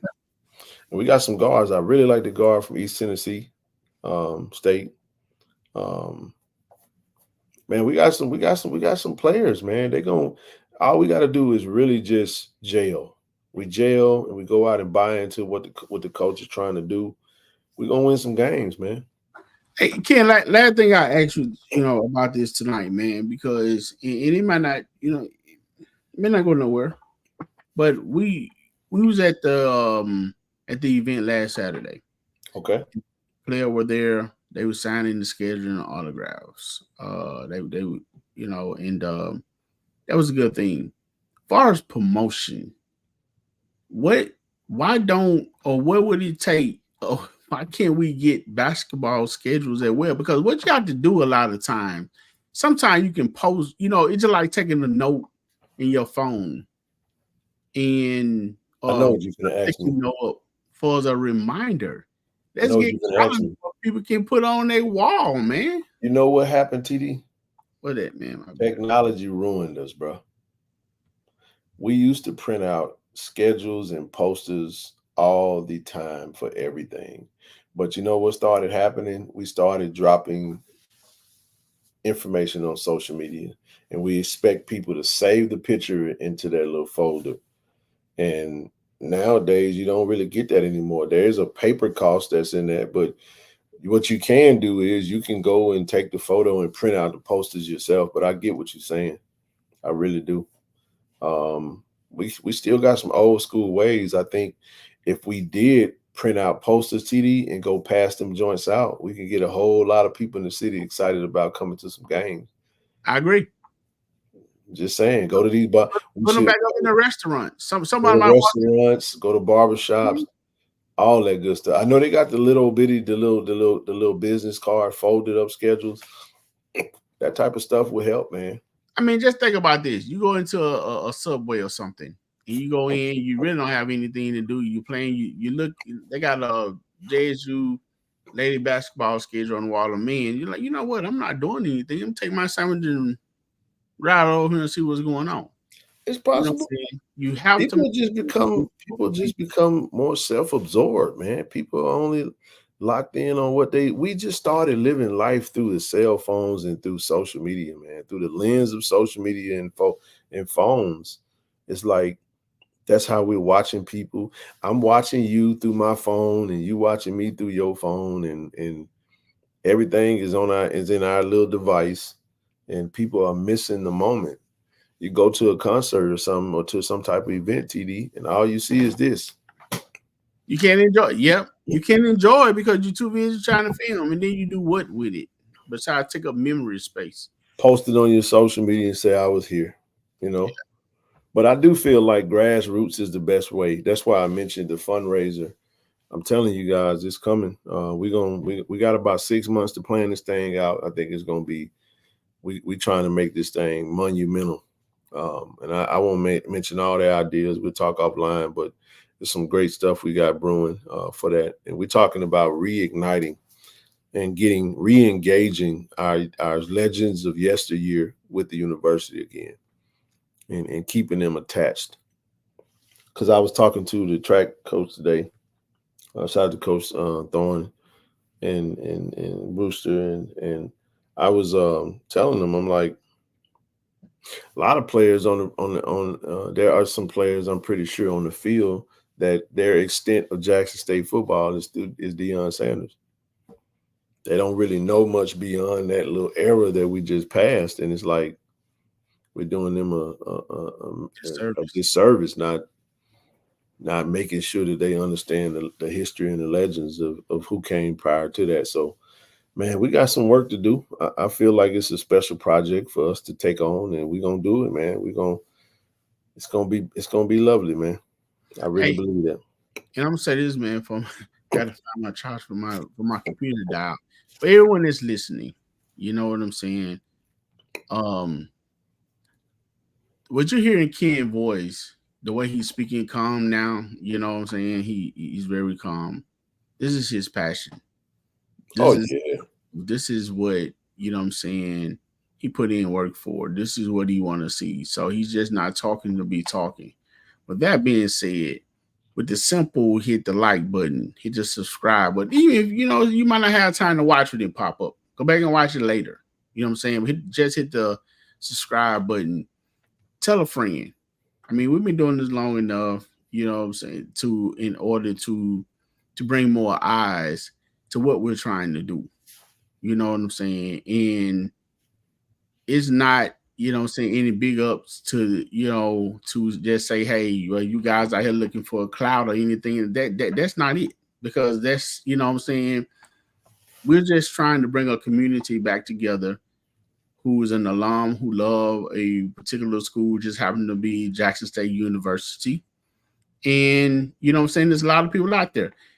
There's still a lot of people in the area that's not familiar with us, and I'm not completely understanding, because one thing, you know, if people are saying that you like what we doing, then put the word out. Yeah, word them out. I mean, I simply I have been getting quite a few people come up to me lately, and being in the city, like being at basketball over with looking at observing the women. One of the young ladies was like, "Hey, KC," I was like, "Hey." Turned out it was a young lady that transferred to us. They went to Clinton. She's at Clinton High School. I think she came to us from Itawamba, if I'm not mistaken. Yeah, I remember. Yeah, and I think she might have been in the chat, so she recognized me. I was at the bank. TD, I'm leaving out of the bank, and I turn around, and young man fist bumped me. Hey, man, love the show, man. Appreciate the show, man. And I'm like, damn, all right, cool. You know, I met brother Miracle Sports. I know my brother, he might be in the chat tonight, but I saw him today, talked to him, chopped it up with him over at the little track camp with the young ladies and young men that were getting some. It was a beautiful experience to, you know, over there with the kids today. But and you know what, Ken, they called you nothing. We had Vacation Bible School tonight, and I met I talked to a guy from my hometown who played a little bit at Jackson State, and I said, hey, man, I said, do you ever watch the show? And you know, I talked to him about it, and I say, hey, man, just pull up your YouTube and go to it and subscribe. He said, well, you know, I sent it to me. So that's what I did. So whatever it takes, man, to get the word out, you know, to bring more in, because you see the work they're being put in from NILs, you know, to toiletries and things like that, man. So, by the way, delivered them toiletries to the coaches today. Right. Today. Did that today. Right. So what's up, Urban and Bowl? Hey, listen, I got some officially, unofficially news I want to put out there today. I wasn't sure if I was going to share this, but I'm thankful that you said that, TD, because it means a lot to me. I know this platform means a lot to a lot of people. But I do want to announce that yesterday was officially my last day with my company. You know, I'm no longer with that organization as of yesterday. So this is my last week officially, and stepping into this thing full time, man. So there's a lot that's gonna come as a result of that. I've been saying I was gonna do it, and God just went ahead and I have been teetering and towing the line, TD, but it's official now, man. I'm no longer with them, and they got me, dog. They have been trying to, you know, they wanted to. They already ended the role, and I was staying on point with them for a little minute. And listen, man, I was supposed to be getting a lump sum of money in a couple of months, TD, and I knew that they wasn't trying to give me that. So they found a way, kind of a loophole. I may even have a case. I'm actually talking to someone to see about that, because I went through a lot with this organization, man, and being an African American man in a top position where I was the only African American man in that role, and also the method. I saw it coming. I knew what they was gonna do, and I was like, all right, it's on. Let's do what we gotta do. But I told Zoe about it yesterday, and he was like, damn, bro, let me, if you need anything. I'm like, listen, I want to say this, and I'm gonna say this in front of everybody, and I stand on this, brother. I don't have the right to doubt God, man. My life has been amazing. It's been good. You know what I'm saying? My family's good. My kids are great. You follow what I'm saying? And I checked my inventory, TD. I was checking high and low, brother. And I ain't see not an ounce of doubt. Not even a smidget. Because what I know is this. See, we think these jobs is what's taking care of us, man. That's not the case. God take care of you, whether he take care of you through your job, whether he take care of you through your business or through whatever. But this thing is finna take off, man. Because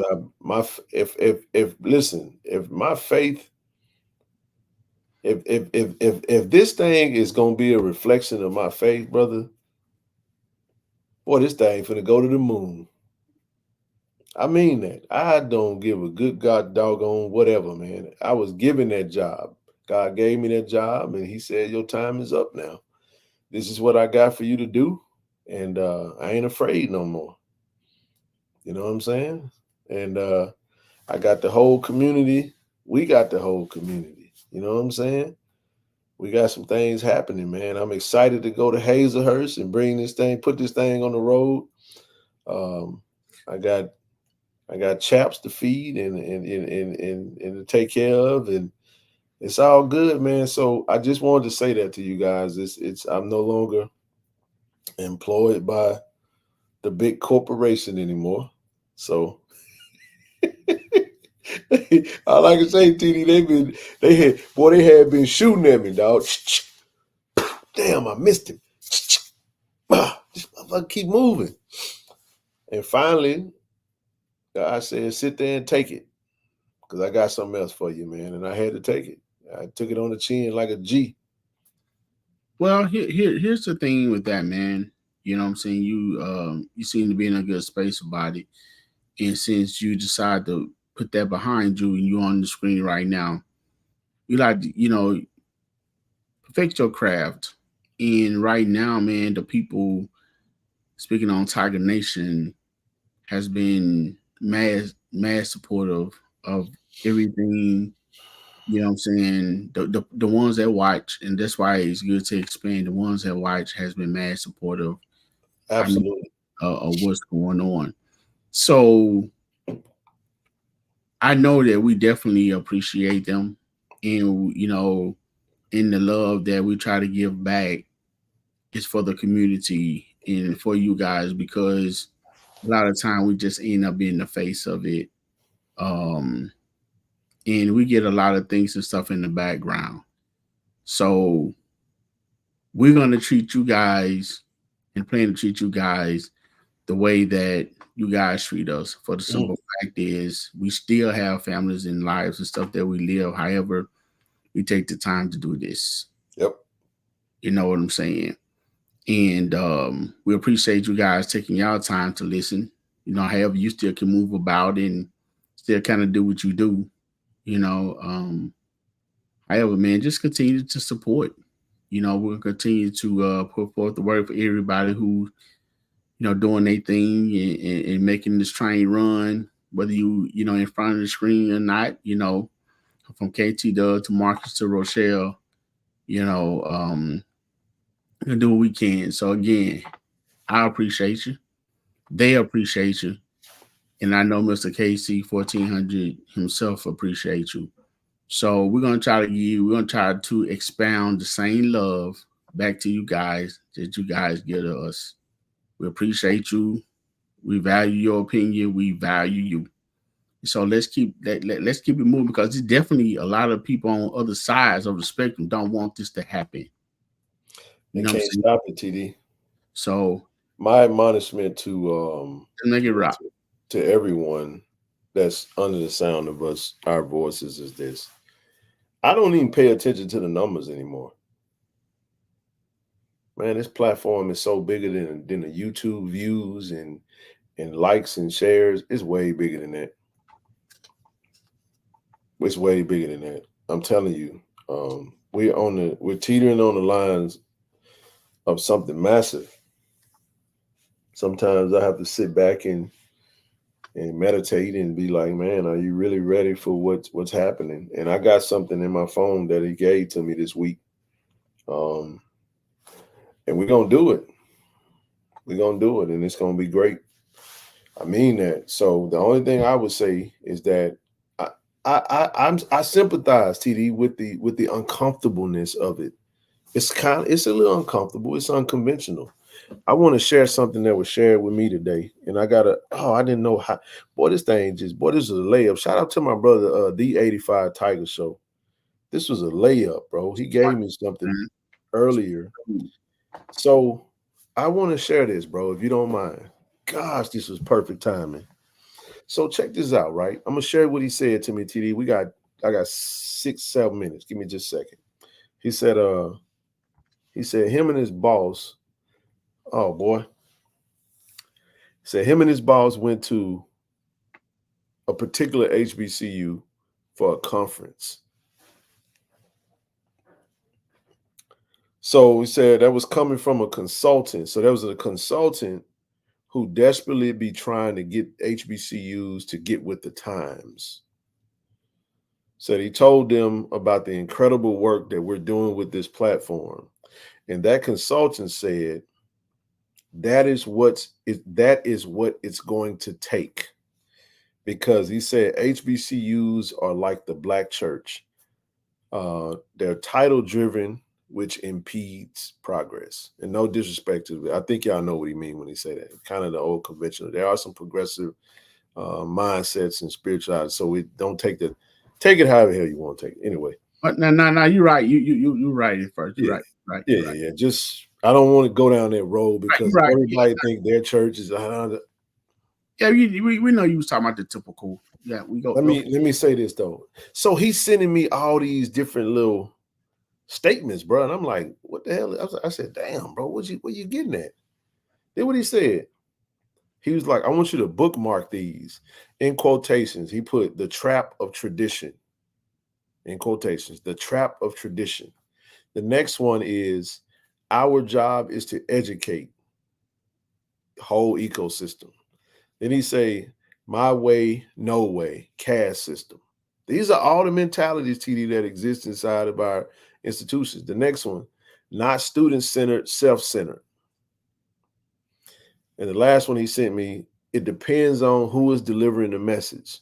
And he was like, I'll sum this up, dropping gems from a conference that he was at. So this is what the consultant was talking about. So he was taking notes. I didn't know he was taking notes. He's sharing this with me, but he's like, bro, he talked about the trap of tradition. and how our job is to educate. Next thing was my way or no way. There's this caste system. Then he talked about not being student led, being more self-centered about me and mine. And then last but not least, depends on who delivering the message. You may not take much from that, but this is what I want to say. This is unconventional. It's unlike, there is nothing that exists. This is one of one right now. If others do it, then great, by all means. And I understand that if this was needed, and we were called into this space that we're in. This is not a Ken Clark movement. This is not a Toronto Day movement. This is not a Nunzio Phillips movement. It's not a Rochelle Henderson or Marcus Williams, Kevin Wilbert. You know what I'm saying? Listen to me, y'all. This is a community that have unified behind an idea, and we have progressively decided that we are going to make a change and do effective work collectively. All we're doing, TD, we driving the caravan, bro. And we got magnets on the door that say KC-1400 Media. But everybody that's on the under the sound of our voice, every handshake, every conversation, every donation, every kind word, every hating word has brought us to this point. But what I'm telling you guys is this. Listen to me and listen to me carefully. TD, we could only go so far the way we were going. What happened to me yesterday is a bookmark. It happened on my daughter's birthday. I never forget it, because that day, yesterday, is the day that everything that we're doing is going to change. And it's finna go to the next level. I'm telling you what I know. I'm telling you what I've been shown and what I've been assured of. And I'm only saying this to say that. I'm only saying that to say this. Please welcome what we're doing. Don't fight against it. Join it. I understand that you feel like, well, what's that? I've watched from the mountains as you scoff at tradition. I get it. It's the Black Panther effect. You know what I'm saying? Like, I'm not trying to, I'm so serious, man. And it's just like the Bronny James conversation. When we see something, most of our people don't like it because they didn't come up with the idea. You too can be a part of this thing. And it ain't, it's so many ways to say it. All I'm saying is I can't say everything. I just know that the next level is right there. And I feel like I was moved away from that to do this full time so that I could get us to that next level and just watch what happens next. That's all I can say. Just watch what happens next. And all I'm saying is I got some things in mind that will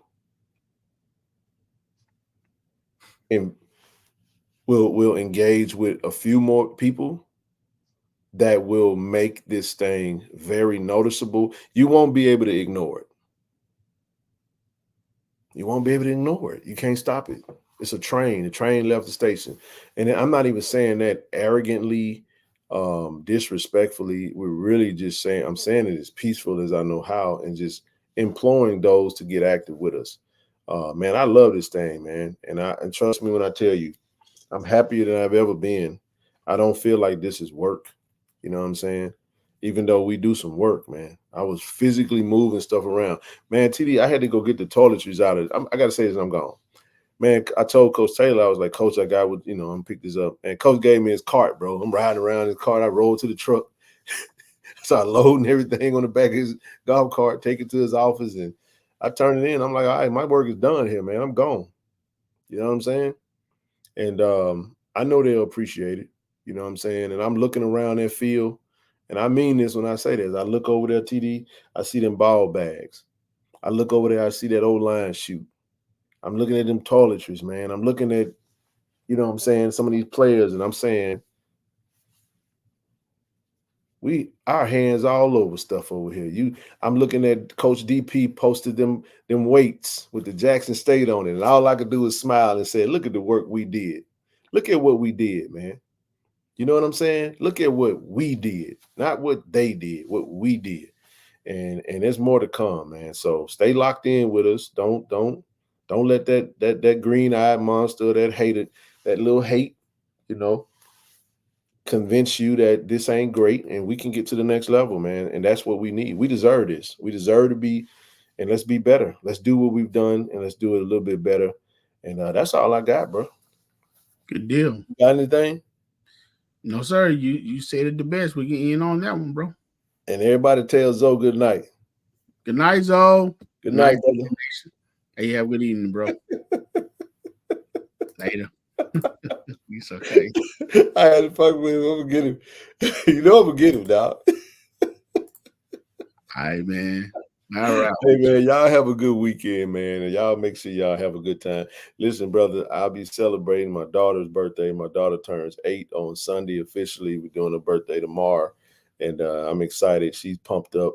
And, man, it's going to be a great weekend. So hopefully you guys have a great weekend. Y'all be safe. And we'll see y'all on Monday. Now, listen, I'm going to say this and I'm done. We may do a show Monday. We probably won't do a show Wednesday or Friday. I'm not really sure, but we won't do 3 shows next week. But we'll come back on Monday, and I think that may be the only show, but we'll see how that goes. So, all right, everybody. I love. Go Tigers, everybody. Peace out. Later. Tiger fans, what a great time to be a part of Jackson State Athletics. TC Taylor on his 2nd year. We're very excited about Coach Taylor. 10,000 season ticket holders. That's our goal for the year. With 10,000 season ticket holders, we will have more support for our student athletes, for our coaches, and also we can support our university when it comes to Jackson State University athletics. Go to JSUTigers.com. 10,000 season ticket holders is our goal. Support Jackson State University. Go Tigers. Great day to be a Tiger. JSU by 40 campaign.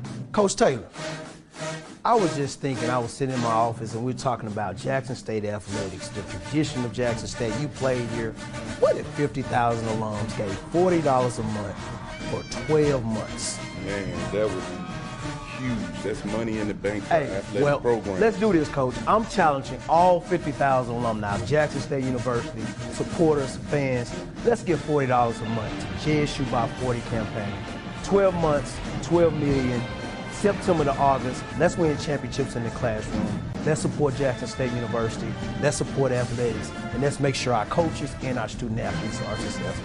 So again, Coach Taylor and I are challenging you, all 50,000 alums, $40 a month for 12 months to support Jackson State athletics. Go Tigers. Go Tigers. Support the JSU by 40 campaign. Visit gojsutigers.com/JSU by 40. ShotRx is bringing healthcare to you. With our mobile health team, we can come to your school, church, or business to take care of you. We offer childhood immunizations, COVID and flu vaccinations, physicals, and much more. Don't put your health off. Welcome to Care and Compassion. Welcome to ShotRx.